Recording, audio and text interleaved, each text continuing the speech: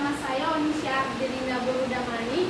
Saya kelas 11 IPA 6. Di sini saya akan menjelaskan tentang respirasi pada burung.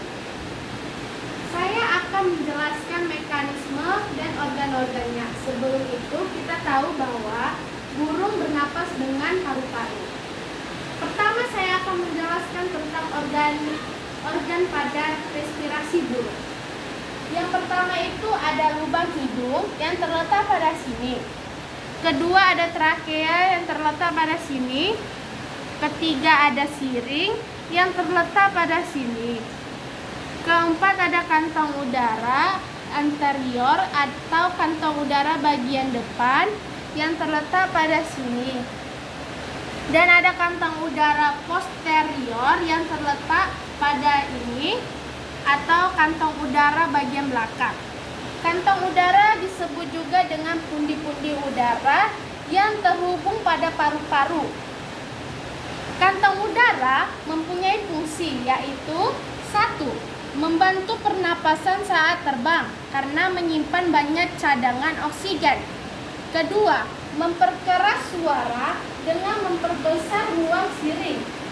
Ketiga, mempertahankan suhu badan dengan mencegah hilangnya panas badan secara berlebihan. Keempat, mengatur massa jenis tubuh dengan memperbesar atau memperkecil kantongan udara. Selanjutnya ada paru-paru.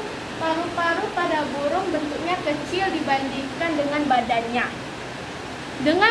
Dengan kita mengamati organ-organ yang saya sudah jelaskan, supaya lebih paham, saya akan menjelaskan organ sistem pernapasan burung pada gambar ini. Di sini kita bisa melihat pada nomor 1 itu adalah trakea. Pada nomor 2 ada kantong udara di leher atau disebut cervical. Kita bisa melihatnya.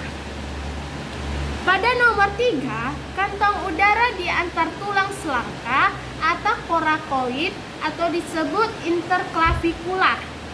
Pada gambar sini kita bisa melihat ini dan nomor 3 yang ini. Nomor 4, kantong udara di dada depan atau toraks anterior. Pada gambar sini kita dapat melihat di sini dan pada gambar di bawah kita dapat melihat di sini letaknya.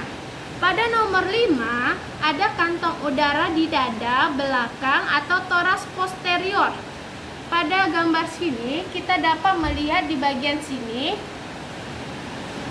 Dan pada gambar sini kita dapat melihat di bagian sini. Dan yang keenam ada kantong udara di perut atau abdominal. Pada gambar sini ada terletak pada sini. Dan pada gambar di bawah ada terletak pada sini. Yang ketujuh adalah paru-paru yang terletak pada gambar atas yang di sini, teman-teman. Yang di bawah terletak pada gambar sini. Selanjutnya, saya akan menjelaskan mekanisme respirasi pada burung. Mekanisme pernapasan burung saat hinggap atau beristirahat. Jadi, di sini ada inspirasi dan ekspirasi. Dengan inspirasi, prosesnya udara akan masuk melalui hidung dan melalui trakea, selanjutnya mengakibatkan tulang rusuk bergerak ke bawah, rongga dada membesar, udara masuk ke paru-paru, terjadi proses difusi atau pertukaran gas.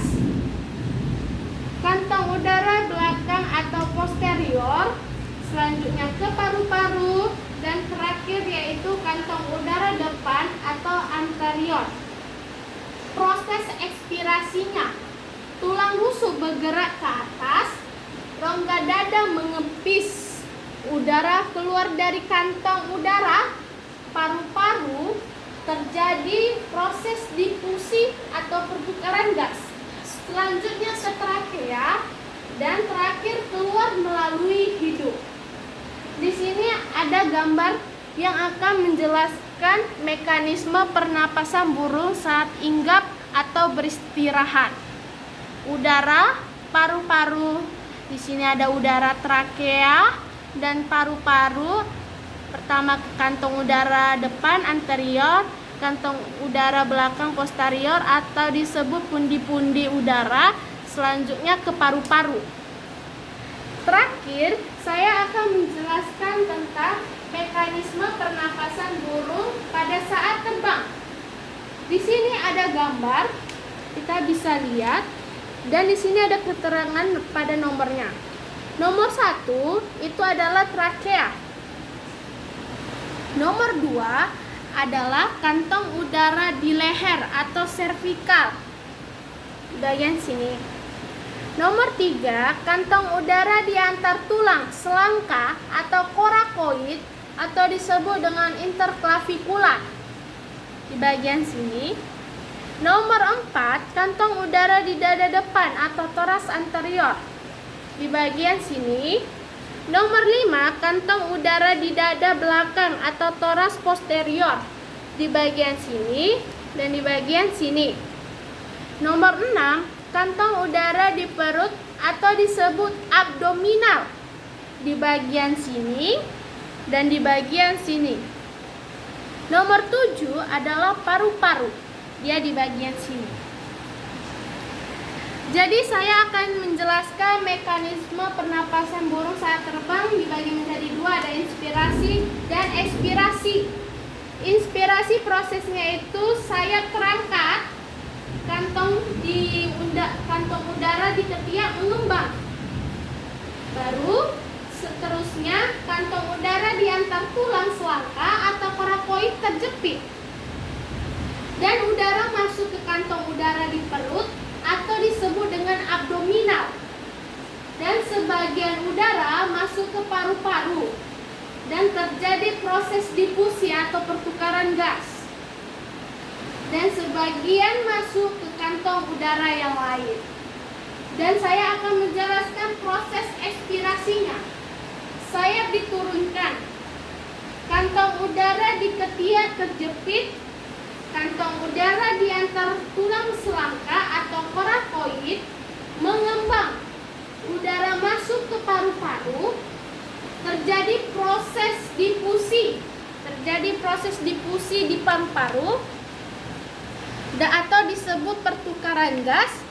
Terus kantong udara itu di bagian dada atau disebut toraks mengembang, udara pun terdorong keluar. Inilah mekanisme pernapasan burung saat terbang.